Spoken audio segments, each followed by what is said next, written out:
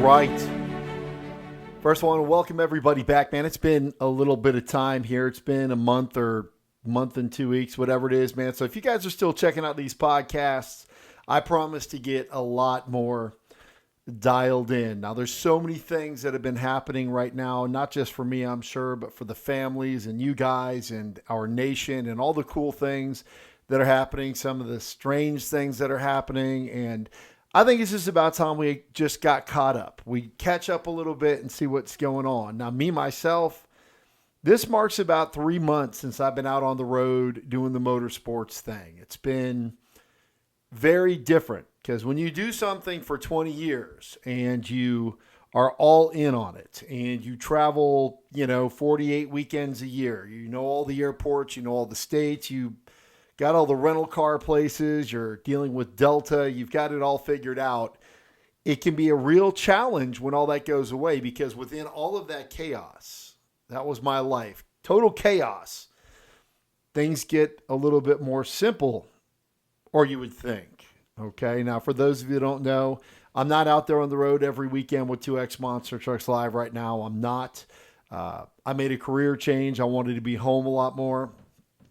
Hang out with my family and wanted to be around my wife on the weekends. She came to me a few months back and is like, you're never home on the weekends and you're missing so much stuff.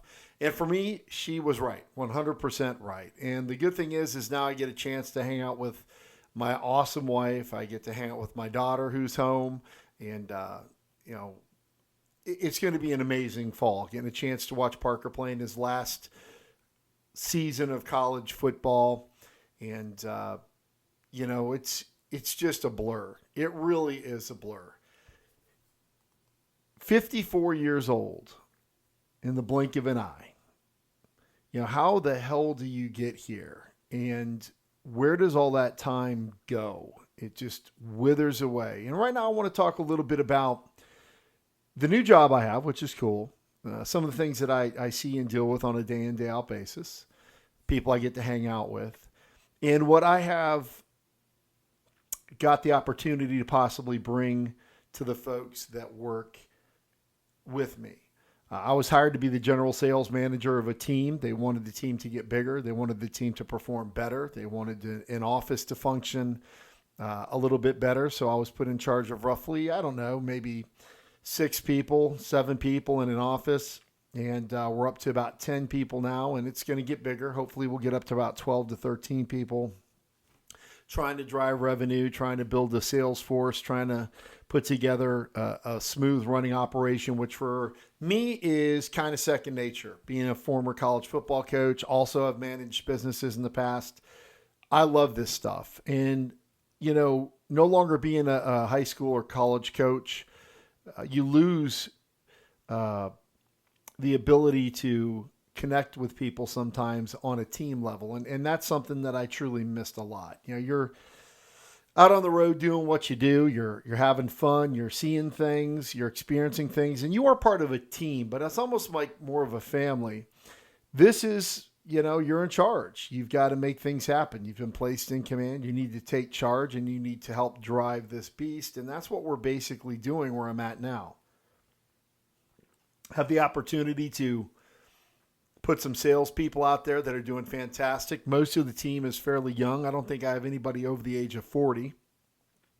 Most of them are mid to late 20s if you averaged it out. So the thing that I think that I bring to them more than anything is, man, I've done it. I've done all that stuff. I've sold. I've banged on doors. I've banged on businesses. I've done an awful lot that has got me to where I am today. And I've experienced things. And when you're young, sometimes you think you've got a lot figured out, and you might have some things figured out. But the reality of this whole thing is as you work your way through life, you gain wisdom. And wisdom is something that only you and everybody around you can garner when they have walked down that path. Okay, knowledge, wisdom. Now you can have education, you can become educated and be a smart person, but in order to have wisdom, you have to have experienced something. And I try to give these young folks that are on my team and in my office that experience, that life experience, to understand that sometimes you need to slow down and take a look at everything that's going on around you and determine whether or not it's even something you want to get your ass involved in the first place. Now, the good thing is I've been involved in everything, entertainment, show business, coaching, business, you name it. I've been there. Politics. I have waded out into the storm on all of these fronts. And so when I see some of the things that they're going through, yeah, my heart breaks. And I understand that it's traumatizing. And I understand that it's very challenging for them because I remember what it was like for me. And the one thing I always try to do is dial stuff down and let them understand that, everything's going to be okay. Sun's going to rise tomorrow. The world's going to keep on going on. And that's probably the best thing that I can bring to my team. Now, the beauty of this thing is my bosses are young. They're young guys, man. They're unicorns. They're high achievers. They're incredibly capable. They've got wisdom well beyond their years, but they're still very young guys. And they're driven, which I love because that was me 25 years ago. Driven, full of piss and vinegar. I will not be defeated.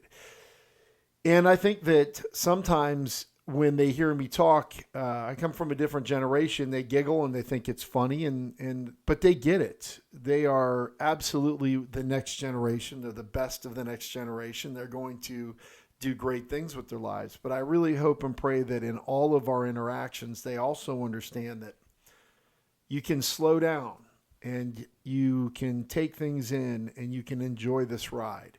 Because I think that you get to right around 45, 50. We talk about this. You start losing things. And it seems like not a week goes by that I don't lose somebody that I love or respect or had a relationship with or was a good friend or was a coach or a mentor to me. A friend of mine in high school just died this last week. I didn't even know Don was sick. I didn't know. And, anybody that's out there that went to high school with me and knew Donald Johnson would say, man, what an amazing dude. What a great legacy. I look at the comments that people are leaving on social media about Donald, and he was just one of those guys that was that ray of sunshine in any situation. Big smile, made you feel at ease, made you feel comfortable. And he was like that forever. One of the greatest parts about social media, the good side, is Riverview High School. We're all Riverview Rams. We bleed maroon. We went to an incredibly special high school. I know everyone's like, oh, my high school is really special. No, listen. Our high school was truly special. Our time was truly special. The View was a very special place. To this day is a very, very special place because a lot of the people that work at Riverview High School are from my generation and went to Riverview High School or were in Sarasota County and realized how truly special Riverview High School, the culture, the school, its staff, its history truly are. And so when you lose somebody that is that influential and rememberable when you were in high school, it really kind of just sheds light on the fact that, man, we're not going to be here forever. We will not be here forever. We all have that debt to pay, and we're going to pay it. And sadly, at 50, you start seeing people paying that debt, and it kind of rattles the foundation of who you are. And it makes me be very introspective, take a look at myself and the things that I've been blessed to see and do and the places I've been able to go, people I've been able to meet, my friends, my departed relatives. Man, what an amazing journey. We just have this tendency, though, to kind of trivialize so much when these things are huge. They're milestones. I do not know for the life of me how the hell the person looking back at me in the mirror is 54 years old. Because in one aspect, it seems like just yesterday I was playing high school football and soccer and hanging out with my friends on Siesta Beach and cruising the Key and the GTO with the top down from Turtle Beach to the Village. But that was a long time ago in a life, in a human life. That was a while ago. That was 35 years ago. That's crazy to me because it, like I said, in one breath, it doesn't seem like it was that long ago. So I want to just kind of step back and be thankful for everything you have. The journey, everything works out in the end. You can worry endlessly about things, but it's really not going to change anything. And that's the one thing that I've learned in my time. Whether you're in a position to follow or lead, there are certain things that have to get done, and you got to get your ass motivated to get those things done. And whether you obsess over them or worry about them or overthink them, the world is still going to keep on going. The companies you work for are going to keep on going. The people you're around, society, civilization, are going to keep on going. So try to put that in perspective, because if you spend all your time worrying about stuff, it's not going to change anything. You can either do something or you can't do it. You're either going to do something or you're not going to do it. But worrying about it and putting all that fear and hesitation in it, man, it just don't seem to pay out. And that's the stuff that I want my team to understand. I want them to be motivated. I want them to be humble. I want them to be courageous. I want them to be thankful. And at the end of the day, I want them to realize how precious each one of these moments in your life is. Some of them are just having their first kids. Some of them, haven't had kids yet. They're getting married. Some of them are buying their first house. Man, this is all awesome stuff. And I'm so excited to be a part of that for them. And I want them to know how much I care. And as we build this team, we call ourselves the Herd. There's so much mutual respect. There's so much love. And there's so much that I want them to experience, not only in their professional lives, but in their family lives. And anything I can do to help them, I absolutely commit myself to doing it. Now we're going to get into a little bit more stuff here, because there's crazy stuff happening all over the world. And generational change is upon us. It is here. And we are seeing the effects of radicalized professors in college and high schools, and the radicalized beliefs of people who do not love this republic, who think this republic is falling apart, who want this republic to fall apart. Crazy enough when you think about that. There are actually people in the streets of this country that were raised in our school systems by our own teachers and college professors that hope and pray that the colonistic United States of America, our amazing republic, the most successful republic in the history of the world, they hope it crumbles and falls. They want to burn it to the ground. Now, you might be thinking, well, that's ridiculous. And you'd be right. It is utterly ridiculous. Most of the people that are out there lighting things on fire, shooting fireworks at police officers, throwing bottles of piss at them and bricks at them, which isn't it amazing? All of a sudden, there are pallets of bricks on the sides of the road when people are getting ready to protest. Wow, what an amazing coincidence. How fortuitous that we have bricks and shit on the sides of the road for the protesters to then hurl at small business owners, business fronts, police officers, National Guardsmen, ICE agents, and any other sane person that isn't batshit crazy and marching through the streets causing trouble. That's what they've got. So this is highly organized. It's AstroTurf, and it's being done so that all everyday, common sense based, just faith-based, republic-loving Americans will get upset or feel uneasy or think that somehow the world is falling apart, when the actual opposite, in my view, is happening. Okay, we've got a lot of things happening in the Middle East right now, but they are things, in my estimation, that are very good. You've got the largest sponsor of terrorism that has now been punched in the nose. The bully has been punched in the nose, and they are rendering themselves completely impotent. If we can get rid of that terrorist regime in Iran, and if you want to see something cool, go online and Google pre-Iranian overthrow Iran. And look at the pictures of the people that existed in that part of the world before the Islamic Revolution. It's amazing. Cosmopolitan, modern. The women are wearing shorts and sundresses, and they look beautiful. The streets are vibrant. The city is clean and absolutely electric. And then, you look around 1979 and it all changes. and they get put under theocratic law, and the poor women now can't drive. They can't walk in front of their husbands. They have virtually no rights. They have to be covered from head to toe. And, gay people can't do anything. They get killed.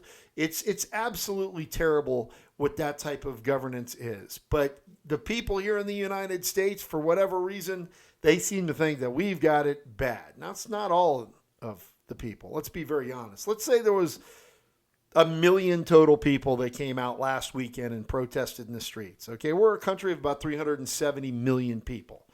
The percentages, not really on their side. The real, big protest march, if you will, was November 5th of last year when 78 million people came out and pulled the lever for Donald J. Trump and common sense. That's a huge movement. This other stuff that you're seeing, good for them. Knock yourselves out. Go crazy.